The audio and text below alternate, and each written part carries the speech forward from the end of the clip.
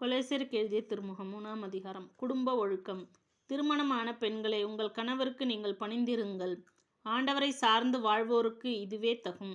திருமணமான ஆண்களே, உங்கள் மனைவியரிடம் அன்பு செலுத்துங்கள். அவர்களை கொடுமைப்படுத்தாதீர்கள். பிள்ளைகளே, உங்கள் பெற்றோருக்கு முற்றிலும் கீழ்ப்படியுங்கள். ஆண்டவரை சார்ந்தவர்களுக்கு இதுவே தகும். பெற்றோர்களே, உங்கள் பிள்ளைகளுக்கு எரிச்சல் மூட்டாதீர்கள். அப்படி செய்தால் அவர்கள் மனம் தளர்ந்து போவார்கள். அடிமைகளே, இவ்வுலகில் உள்ள உங்கள் தலைவர்களுக்கு முற்றிலும் கீழ்ப்படியுங்கள். மனிதர்களுக்கு உகந்தவர்கள் ஆகுமாறு வேலை செய்வதாக காட்டிக்கொள்ளாமல் ஆண்டவருக்கு அஞ்சி முழு மனதோடு வேலை செய்யுங்கள்.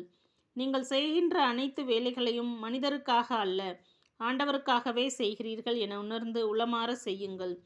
அதற்கு கைமாறாக ஆண்டவர் உங்களுக்கு உரிமை பேறு அருளுவார் என்பது தெரியும் அல்லவா? நீங்கள் உங்கள் ஆண்டவர் கிறிஸ்துவுக்காகவே வேலை செய்யுங்கள். ஏனெனில் ஆள் பார்த்து செயல்படாத கடவுள் நேர்மையற்றவருக்கு அவரது நேர்மையற்ற செயலுக்கேற்ப பயனையே கைமாறாக அளிப்பார். 4ஆம் அதிகாரம். தலைவர்களே, உங்கள் அடிமைகளை உங்களுக்கு இணையாக கருதி நேர்மையோடு நடத்துங்கள். உங்களுக்கும் விண்ணகத்தில் ஆண்டவர் ஒருவர் உண்டு என்பதை நினைவிற்கொள்ளுங்கள். அறிவுரை. தொடர்ந்து இறைவனிடம் வேண்டுங்கள்.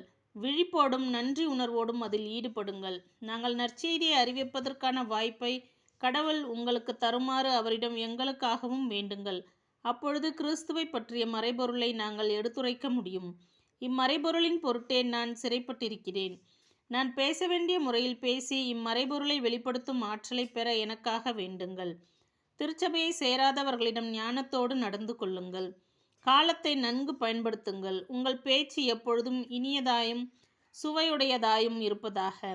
ஒவ்வொருவருக்கும் தகுந்த மறுமொழி அளிக்க நீங்கள் அறிந்திருக்க வேண்டும். முடிவுரை. தம்மை பற்றிய செய்திகள். என்னை பற்றிய செய்திகளை எல்லாம் அன்பார்ந்த சகோதரர் திக்கிக்கு உங்களுக்கு தெரிவிப்பார். அவர் ஆண்டவரது பணியில் என் உடன்பணியாளர், நம்பிக்கைக்குரிய திருத்தொண்டர்.